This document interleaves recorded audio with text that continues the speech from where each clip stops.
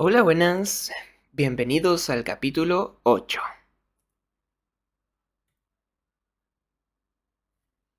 Potash salió del hospital 2 días después. Le dieron un bastón y se rehusaron a dejarlo ir si no lo utilizaba, pero lo arrojó por la ventana del auto casi tan pronto como giramos en la esquina.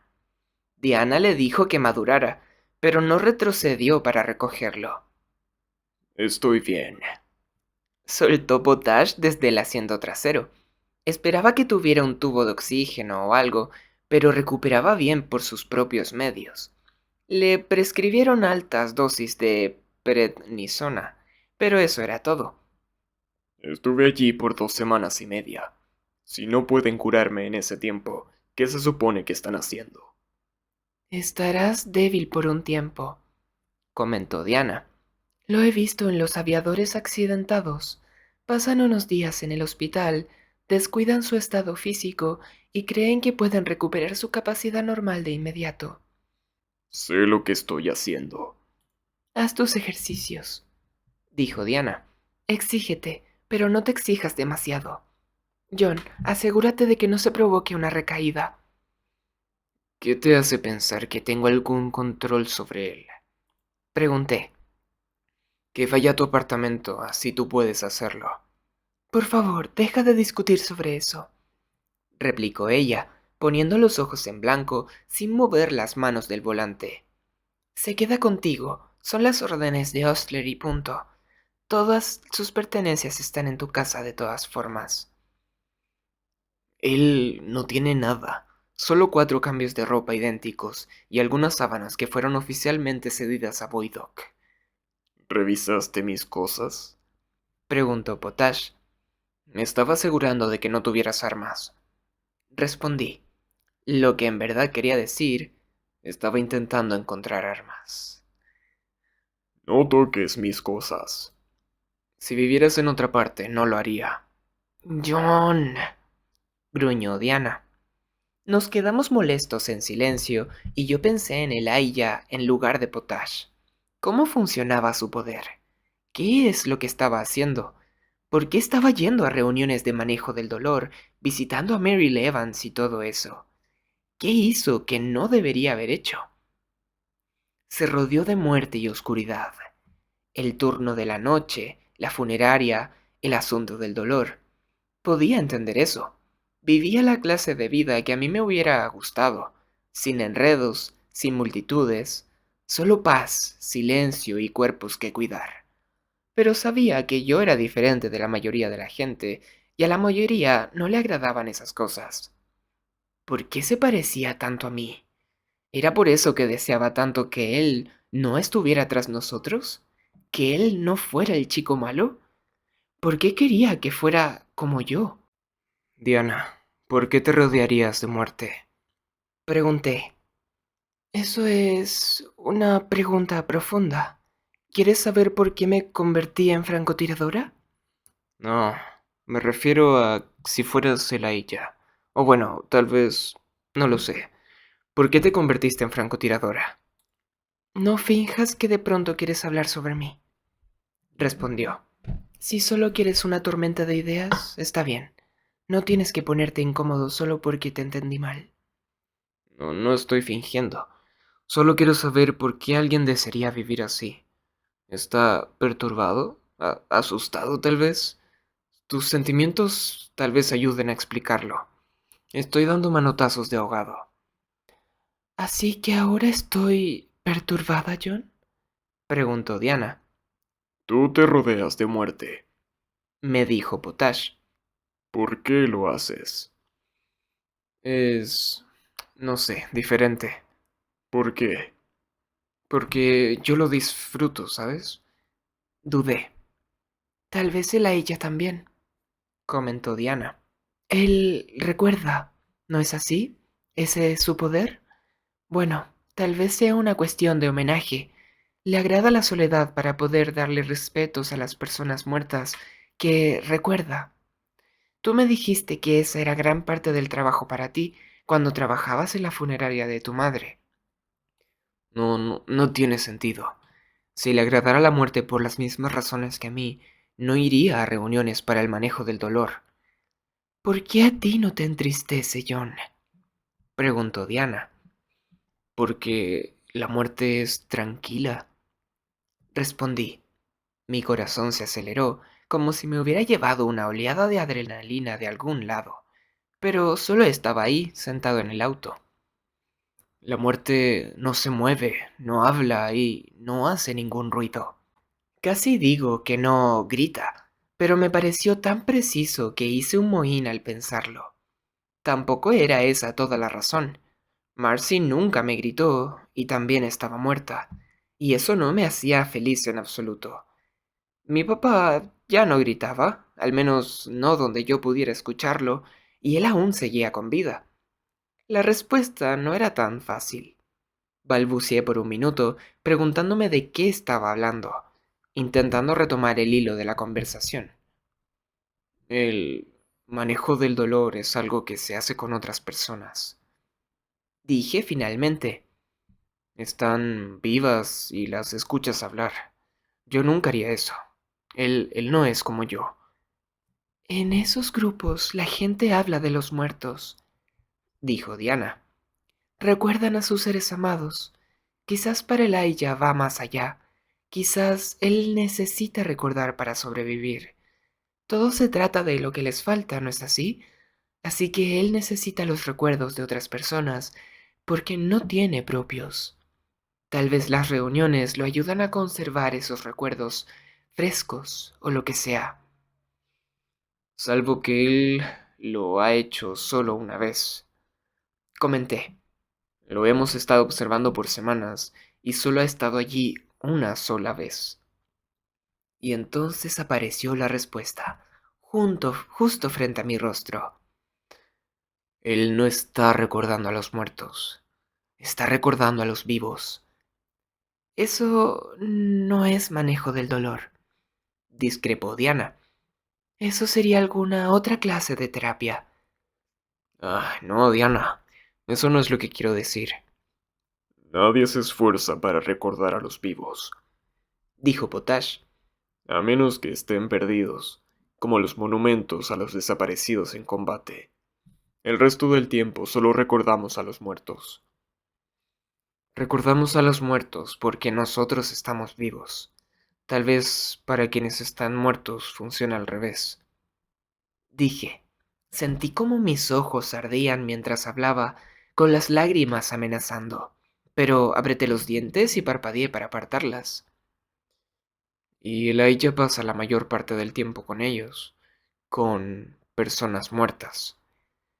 Personas muertas de esta comunidad, asintió Diana luego de un momento de silencio. ¿Quién más estuvo en esa reunión? Preguntó Potash.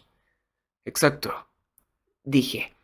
Si Elijah está observando los recuerdos de quienes murieron recientemente, esas reuniones de manejo del dolor deben de estar llenas de personas que él conoce, o que cree conocer. Debe estar ahí para conocer a alguien en persona. Es por eso que comenzó a asistir ahora. Debe estar encontrándose con alguien relacionado con alguna muerte muy reciente. Estoy conduciendo, dijo Diana. Uno de ellos que llame a Ostler, Yo estoy marcando. asintió Potash. Esperamos un momento hasta que lo oímos hablar. Aquí, Potash. ¿Tienes las notas policiales sobre la reunión del dolor? Pausa. Léeme la lista de todos los que asistieron esa noche.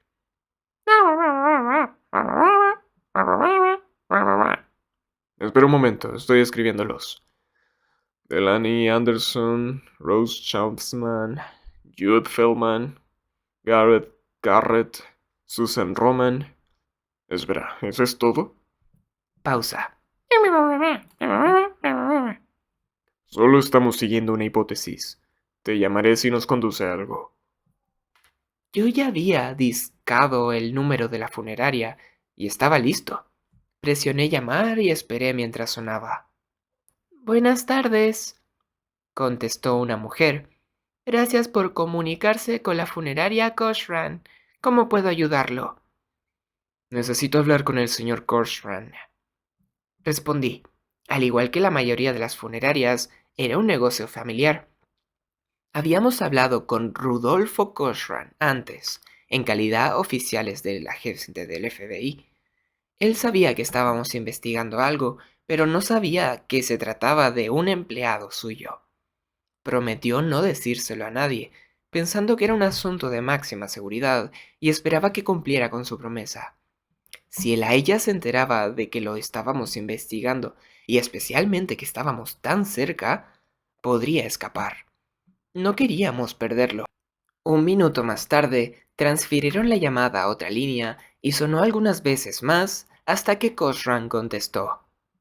Rudolfo Cochran al habla. Le habla John Cleaver del FBI. Hablamos la semana pasada. Ah, sí. Tú eres el jovencito, ¿no? Sí, tenemos algunas preguntas de seguimiento, si no le importa. Y le recuerdo que es un tema de extremo secreto. Potash me entregó la lista, garabateada detrás de una de sus autorizaciones. Leí los nombres en orden. ¿Ha trabajado con una Delaney Anderson? Permítame buscar los registros. Dijo. Escuché algunos clics a través del teléfono. Y algunas teclas del teclado. ¿Delaney me dijo? Correcto. Nada. ¿Y qué hay de Jude Feldman? Escuché más teclas. Tenemos a un Feldman en el sistema hace 2 años, pero no es Jude. Eso debía significar algo. Rose Chapman. Escuché un leve pitido cuando presionó el comando de búsqueda y luego Chapman suspiró un "uh". Su voz se volvió más distante mientras leía la información. Sí, tuvimos un funeral hace alrededor de 6 semanas para William Chapman y Rose está en su archivo como la esposa. Todas las negociaciones las realizamos con ella. Sentí una oleada de emoción. Tenía razón.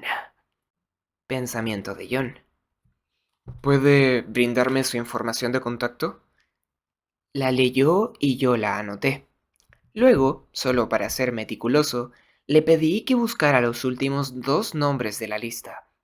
Hubo otra coincidencia de hace 10 años, pero eso fue todo. Le agradecí y colgué el teléfono. Estuvo allí para ver a Rose Chapman. Les dije a los demás. Tiene las memorias de su esposo.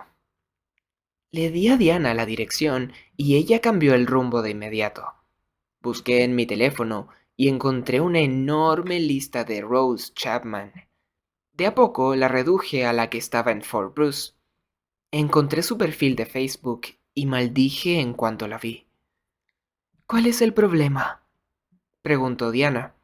Le mostré la pantalla, pero ella le echó un vistazo y negó con la cabeza, regresando la vista al camino. No puedo mirar. Dime, John, Déjame ver. dijo Potash. Le enseñé el teléfono. La, La reconozco, expliqué. Apareció en las fotografías de vigilancia, las que tomamos en el almacén. la mujer junto a las verduras. Asintió Potash. Exacto. Él no habla con nadie, jamás, pero mantuvo una conversación de 3 minutos con Rose Chapman en el sector de verduras, La está acechando. dijo Potash. Él tiene las memorias de su esposo, por lo que sabemos que piensa que es su esposo. Si acecha a las familias de personas fallecidas, ¿por qué nunca lo vimos en la investigación? Exigió Diana. Esta es la clase de situaciones que deberíamos ver. Maldición. Tal vez es algo nuevo. Arriesgué. Tal vez él... no lo sé. Tal vez tiene reglas, Deprisa. dijo Potash y realizó otra llamada telefónica. ¿A qué te refieres con reglas, John?, preguntó Diana. Eso no tiene nada que ver con esto. Reglas para evitar lastimar a alguien, supongo. Respondí. ¿Tendría realmente tanto sentido como pensaba? ¿O solo estaba viendo reflejos de mi personalidad donde no lo sabía? Tras más de 15 años en la funeraria, tomando las memorias de un cuerpo, no sé qué tan a menudo debe tener una conexión personal con la mitad de la ciudad. Es padre de alguien, madre de alguien, hermano, hijo, mejor amigo. Literalmente está rodeado de personas que recuerda cercanas a él, pero nunca lo vimos acechando a nadie, a excepción tal vez de Meryl, dependiendo de su definición, y les aseguro que es porque tiene reglas para sí mismo para evitar hacer contacto con personas que conoce. Pensé en Marcy y qué haría si una persona cualquiera afirmara ser ella, regresando de la muerte. No puede hablar con esas personas sin aterrorizarlas, así que trabaja por la noche y nunca habla con nadie. Tenemos que investigar a Meryl, dijo Diana. Quizás tenía un padre, un hermano o alguien que murió justo antes de que Elijah Sixton comenzara a visitarlos. Pero, ¿por qué Meryl y Rose y nadie más? ¿Por qué vale la pena romper las reglas por ellos? No lo sé. Admití.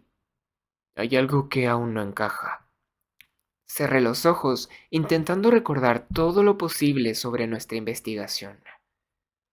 Nunca lo vimos lastimar a nadie. Nunca lo vimos atacar a nadie. No encontramos un cuerpo o una escena del crimen que pudiéramos relacionar con él. Nunca encontramos nada malo. Toma sus recuerdos de personas muertas, comentó Diana. Si es que estamos en lo cierto. Sí. Pensé por un momento mientras escuchaba a Potash brindarle la dirección de Rose a la policía. Aún nos estamos perdiendo algo importante. Pensamiento de John. Miré a Diana. Entonces, ¿qué es lo que Elijah hace que no debería hacer? ¿Te refieres al grupo para el manejo del dolor? Me refiero a todo, Diana. A cómo funciona su poder. Si estamos en lo cierto, toma los recuerdos de cuerpos sin vida, pero ¿por qué? Porque tiene que hacerlo, respondió Diana. Tomar los recuerdos de personas muertas implica estar metiéndose constantemente en el recuerdo real de la muerte. Debe recordar haber muerto de anciano, de cáncer, en accidentes de tránsito. Si lleva miles de años en esto, debe recordar haber muerto miles de veces. ¿Por qué pasaría por algo así si no tiene que hacerlo? No había pensado en eso, y me afectó no haberlo hecho. Eso tiene sentido, dije lentamente, pero sigue siendo algo que tiene que hacer. La pregunta es, ¿qué hace que no tiene que hacer? Necesitar cuerpos sin vida no es lo mismo que necesitar la funeraria. Seamos honestos, hacer un cuerpo sin vida es bastante fácil, pero él no se esfuerza para usar cuerpos que ya están sin vida. Él no asesina. Tampoco Cody French, recordó Diana, y aún así era un monstruo. Cody French hacía enloquecer a las chicas. Elijah Sixton no lastima a nadie. Él no es un buen chico, dijo Diana. Es un marchito. Nosotros matamos marchitos, John. Ese es todo nuestro trabajo, toda nuestra vida. ¿Y si él es diferente? No lo es, dijo con firmeza. Ya escuchaste a Ostler. No te pongas sensible. Estamos hablando de una criatura que asedia a la humanidad desde hace miles de años. No sabes eso. No sabemos nada, John. Estamos a ciegas, incluso más que cuando atacábamos a Mary Garden y ella asesinó a Kelly por eso. Si tratas a Elijah Sixton con algo menos que odio puro, estarás muerto, ¿de acuerdo? Él te matará y probablemente al resto de nosotros contigo, al igual que los otros marchitos mataron a todas las personas con las que se cruzaron. No todos son malos, dije con un deseo casi irracional de convencerla, o a mí mismo. Solo porque pienses que alguien es malo no significa que lo sea, e incluso si era malo, este puede cambiar. Estás equivocado, John. respondió Potash al colgar el teléfono. Su voz era fría y dura. Acabo de hablar con la policía. Cuando escribieron su nombre en el sistema, encendió una alarma de inmediato. Su hermana hizo una denuncia por desaparición esta mañana. Rose Chapman ha desaparecido.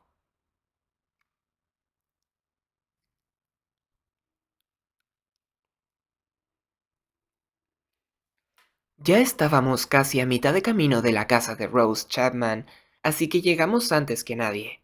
Había un automóvil en la entrada, aunque tanto el coche como el camino estaban cubiertos por más de 2 centímetros de nieve. Probablemente fuera solo por la tormenta de la noche anterior, y no era el único automóvil cubierto de nieve de la calle. Decían más las huellas llegando de la acera a la entrada. Alguien aparcó su vehículo, caminó hasta la puerta, luego regresó y se marchó. Yo no era un buen rastreador como para decir si las huellas que iban hacia la casa eran diferentes de las que salían, como si la persona cargara un cuerpo, por ejemplo, pero estaba seguro de que solo había un par. ¿Elijah estuvo allí y secuestró a la mujer que creía su esposa? Quería creer que él no era, que eran los 3 marchitos misteriosos, pero ¿por qué había solo un par de huellas? Marqué mi pie en la nieve cuidadosamente junto a ellas, comparándolas. Mientras Protash y Diana avanzaban hacia la puerta, las huellas eran pequeñas. Tal vez no se trataba de un marchito, sino de la hermana que reportó la desaparición de Rose. Quiero que seas bueno, Elijah. Por favor, sé bueno. Pensamiento de John. Quien haya caminado por aquí fue adentro. Dijo Potash, inclinándose junto a la puerta.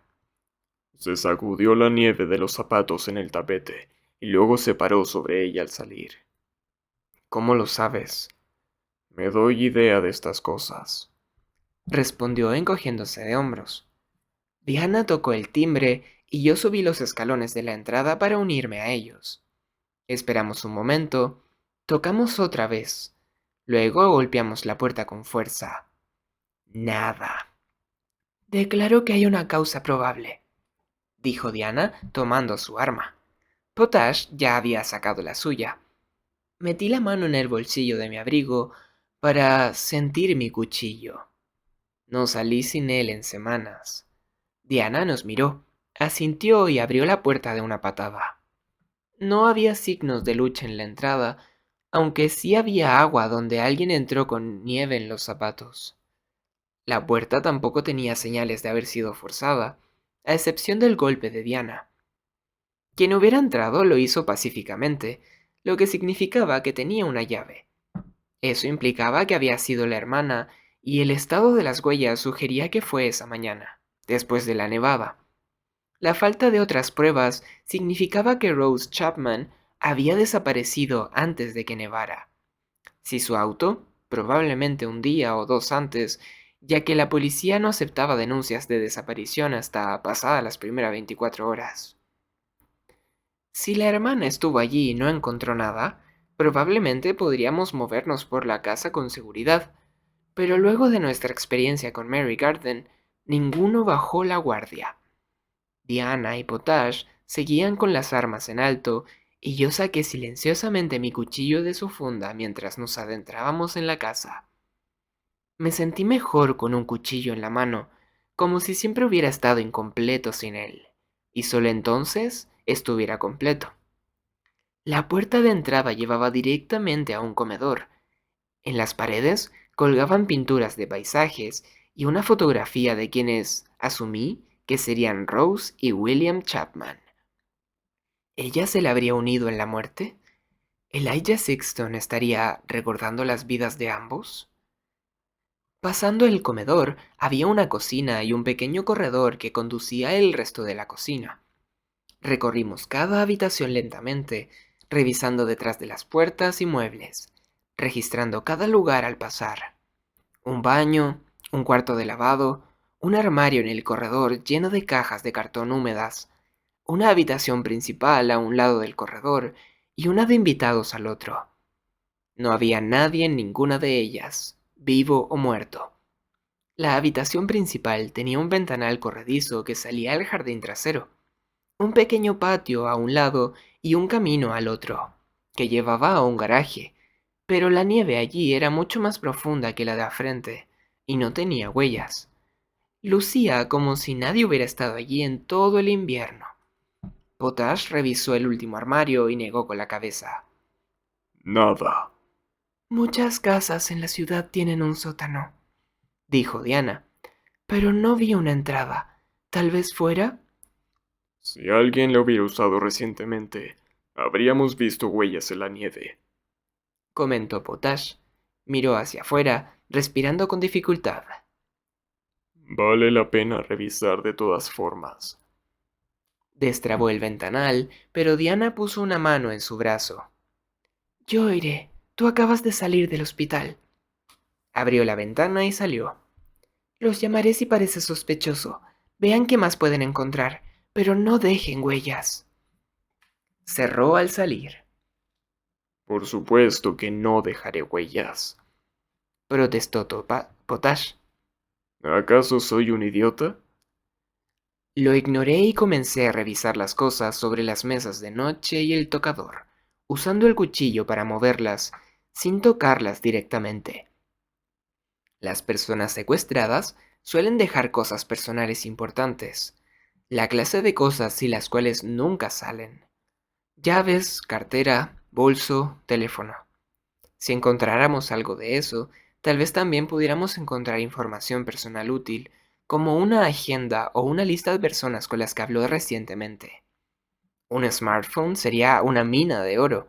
Dependiendo de cómo lo hubiera configurado, podríamos saber no solo a quién llamó, sino cuándo lo hizo y dónde estaba. Encontré algunos papeles que podrían resultar útiles más adelante, recibos de la funeraria y cosas por el estilo, pero nada que sirviera en ese momento. Volteé para salir al corredor y regresar al comedor para continuar con la búsqueda, cuando sonó el teléfono de Potash. Giré para escuchar. Habla Potash. Estamos dentro. No hay evidencia directa de un secuestro, pero el auto está en la entrada y es bastante claro que nadie durmió aquí anoche. No es incriminatorio, pero es definitivamente sospechoso. Diana abrió la ventana y sacudió la nieve de sus pies antes de entrar. No hay nada en el sótano más que una caldera y algunas cosas guardadas. Sacudió su cabello con un gesto de disgusto. ¡Ash! Y una araña en cada kilómetro a la redonda. Está hablando con Osler, dije apuntando a Potash. ¿Malas noticias? ¿Alguna vez recibimos buenas noticias? Iremos de inmediato. Respondió Potash. Colgó y nos miró. La policía llegará en 5 minutos. Los dejaremos encargarse de la escena del crimen mientras nosotros regresamos a la funeraria. ¿Rose? Preguntó Diana. Potash negó con la cabeza. No, pero es malo. Otro ataque caníbal. Me miró. Y otra carta para John.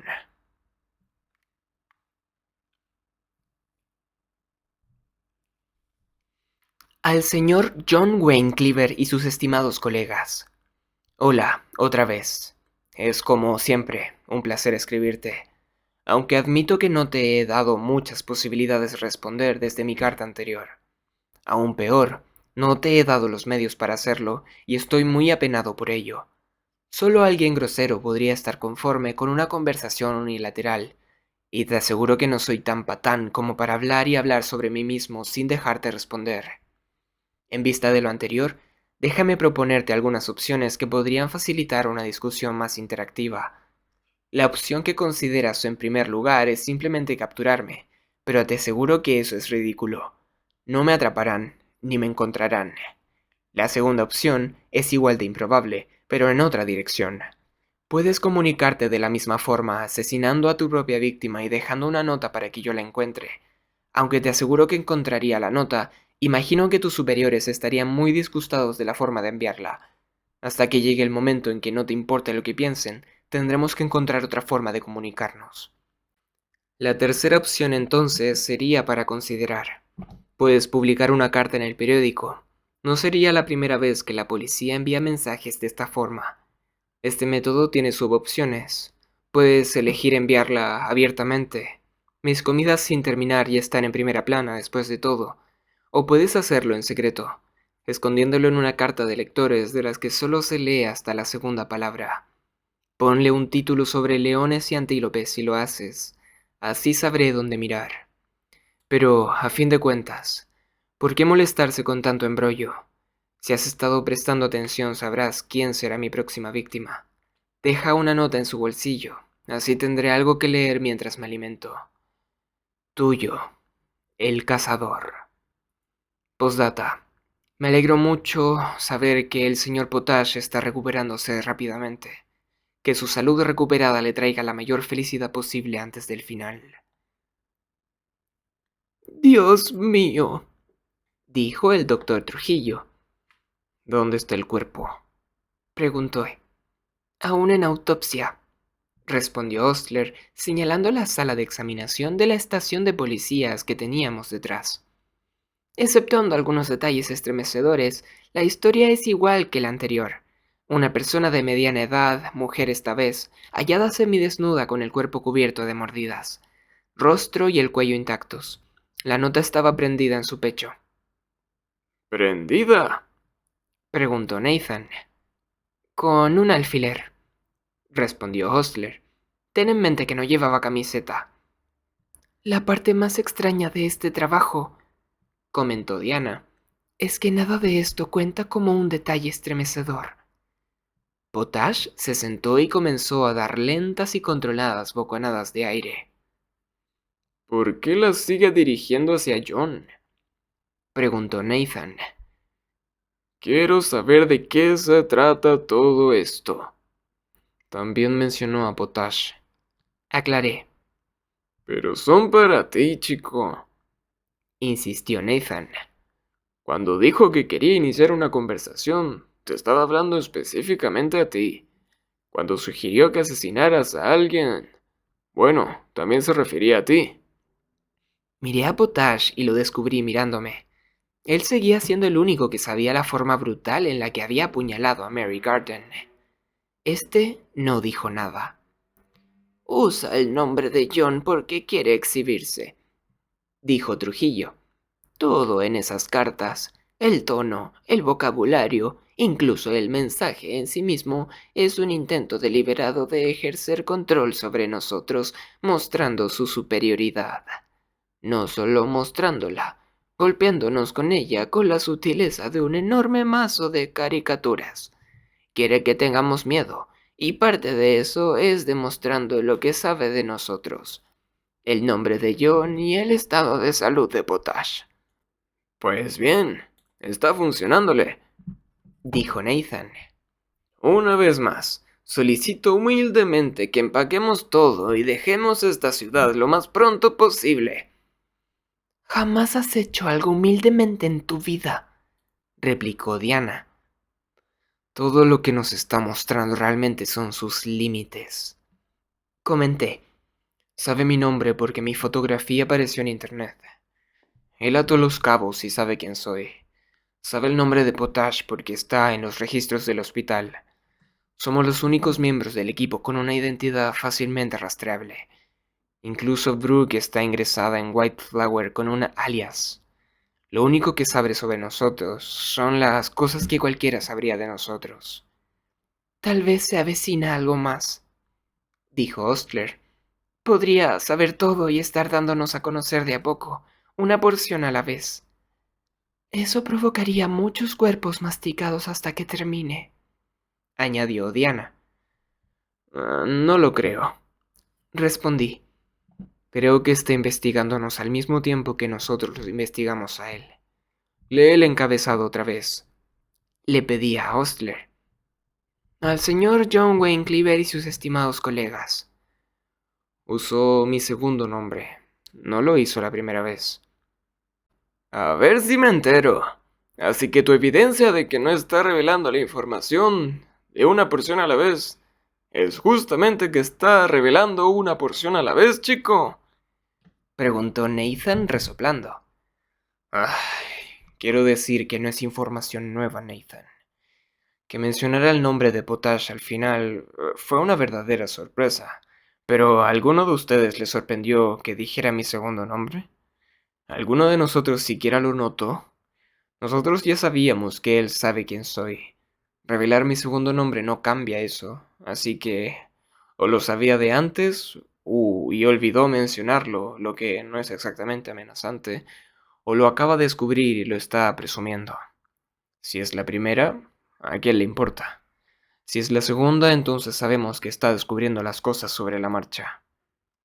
La próxima carta nos dirá más, dijo Trujillo. Si menciona el alias de Brooke en lugar de su verdadero nombre, sabremos que tiene información defectuosa. Si menciona a Osler, sabremos que tiene conexión con la policía, ya que ellos son los únicos que la conocen. Si menciona a cualquiera de los demás, sería realmente un problema, pero aún así será algo donde seguir su información hasta la fuente. A menos que pueda leer mentes, como discutimos antes, Dijo Nathan. entonces podría saber todo y cualquier rastro que creamos ver en la información será una simple ilusión. No quiero encontrar más cartas, afirmó Osler con firmeza. Dijo que ya deberíamos haberlo descubierto, que ya tenemos pistas suficientes de quién será su próxima víctima, así que descubrámoslo y detengámoslo. ¿Quién era la víctima esta vez?, preguntó Trujillo. Bellany Mateen, respondió Hostler, alzando una bolsa de evidencia con la identificación de la víctima. Su cartera seguía en su bolso. Hice algunas llamadas mientras estaban en camino. Trabaja en una compañía de software, Project Manager, si eso les dice algo. La primera víctima trabajaba en una tienda de computación, dijo Diana mirando a Trujillo. ¿Cuál es la conexión? Sentí una leve punzada de ira de que todos siguieran preguntándole a él esas cosas y no a mí, pero al menos me dio tiempo para pensar en la carta más detenidamente. ¿El asesino estaba usando mi nombre solo para asustarnos o en verdad se estaba dirigiendo a mí directamente? Si me investigó, debía de haber descubierto mi conexión con Crowley y Foreman, y sabía algo acerca de la extensa comunidad de marchitos. Probablemente también supiera sobre nadie. Sabía que había matado personas, y ahora estaba pidiéndome que lo hiciera otra vez. La ocupación de las víctimas probablemente no tenga nada que ver, dijo Trujillo mirando la identificación. La mente de los asesinos seriales no funciona así, aunque debo admitir que todo tiene sus excepciones. También es poco probable que esté apuntando a un grupo demográfico específico, ya que hasta ahora ha asesinado a ambos géneros y dos razas diferentes. Maetin era asiática. ¿En verdad? Mi mente dio un brinco. ¿Tienes problema con eso?, preguntó Nathan. Tengo un problema con que Hostler se guarde información clave, respondí. Si realmente nos conoce tan bien como dice, entonces asesinar a una mujer asiática puede ser una referencia a Kelly. Y si asesinar a un hombre blanco fue una referencia a Potash, debemos tener un patrón. Genial, comentó Nathan. Así que nos está convirtiendo a todos en marionetas. ¿Eso significa que la próxima víctima será un profesor investigador negro? ¿O cualquier hombre negro serviría, chico? No saquen conclusiones apresuradas, advirtió Trujillo. Es mucho más probable que esté aprovechando la oportunidad que se le presenta cuando y donde puede. Ya es muy difícil encontrar una víctima que pueda asesinar sin ser vista, ni hablar de complicarse con razas, géneros y quién sabe qué más. La explicación más simple es que tiene un área de caza específica, un escenario y tipo de escenario, y todas las víctimas salen de allí. Miró a Osler. ¿El cuerpo fue hallado en algún lugar cercano al anterior? En el lado opuesto de la ciudad, y fue abandonado en un cruce de trenes en vez de ser arrojado en el basurero de un callejón. No parece una conexión. Un cruce de trenes tiene cámaras. dijo Potash. Debe haber una toma del asesino, o al menos del auto. La policía ya está investigándolo, respondió Hostler.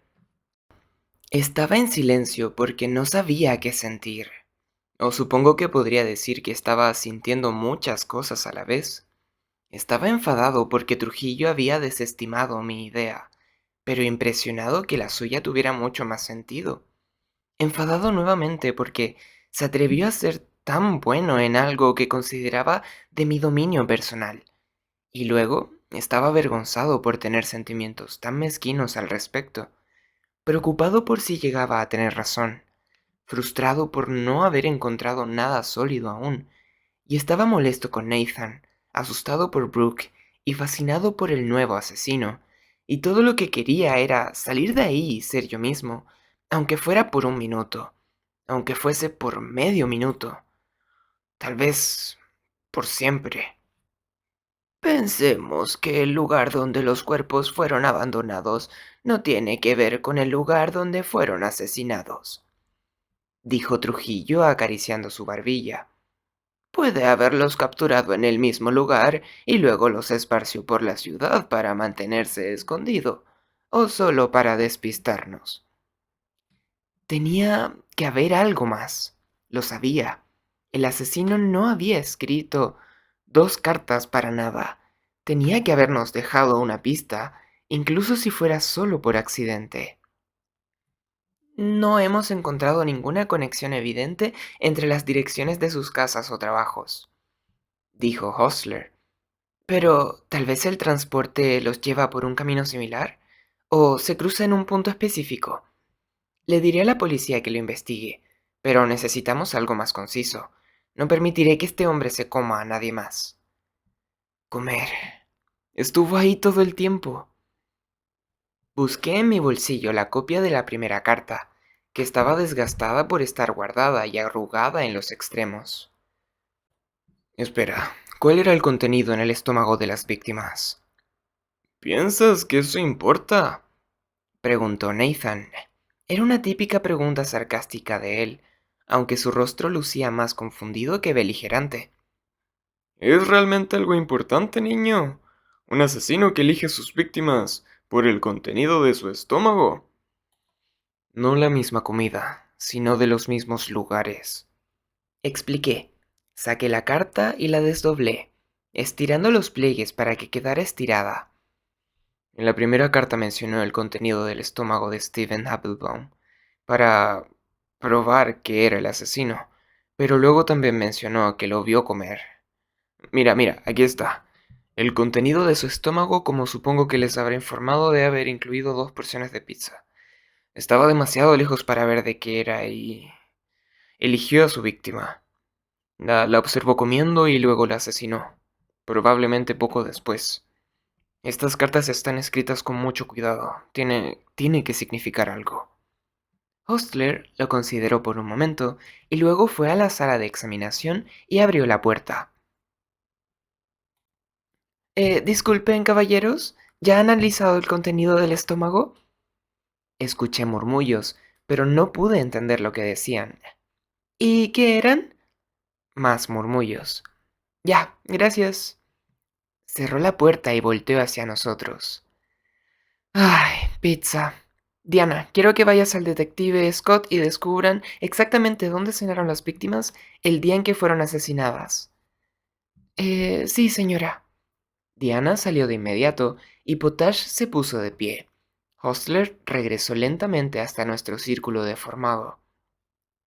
No podemos vigilar a cada persona que come pizza durante las próximas semanas. Es imposible. Pero podemos tener a alguien en el restaurante en su lugar, ¿cierto? Preguntó Nathan. Es decir, es mejor que nada, güey. Al menos podemos ver quiénes comen ahí y coincidan con las características demográficas de nuestro equipo. ¿Qué más dice esta carta? Preguntó Hostler mirándome. Me tomó toda la fuerza de voluntad no mirar a Trujillo, regodeándome con la petulancia del triunfo de que me hayan preguntado a mí y no a él. Ya nos ha dado la mayor pista. Respondí. Se nombró a sí mismo, Ya sabíamos su nombre. dijo Nathan. O tal vez. No sabemos si el caníbal es Guidry o uno de sus amigos, pero de cualquier forma, el nombre no nos ayuda. Su verdadero nombre no lo haría. Asentí. No con Brooke aún alterada por Guidry para hablar con nosotros, pero su carta tenía algo mejor. Él eligió un nombre para sí mismo. Podría haberse llamado cualquier cosa en el mundo y escogió el cazador. Eso dice muchísimo. Y es significativo a ver cómo. Insistió. Es lo mismo que la metáfora sobre leones y antílopes. En esa metáfora, él se describió como depredador. Un cazador es otra cosa. Queriendo o no, nos está diciendo que la caza en sí misma es importante. No solo comerse a la víctima, sino encontrarla, acecharla, alinear sus movimientos con los de ella. Se ve a sí mismo como un cazador. Y su presa es un grupo de vagos en una pizzería. Continuó Nathan alzando las cejas. Su presa somos nosotros, dijo Trujillo con voz grave. Creo que podemos ser más específicos, comentó Hostler. Si se aplica la teoría demográfica, las dos víctimas hasta ahora representan a dos de las tres personas que mataron a Mary Garden. Sus ojos se fijaron en mí. Tú eres la tercera, y él ya sabe tu nombre, chico.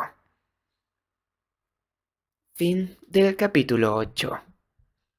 Nos vemos en el siguiente, pues. Adiósito.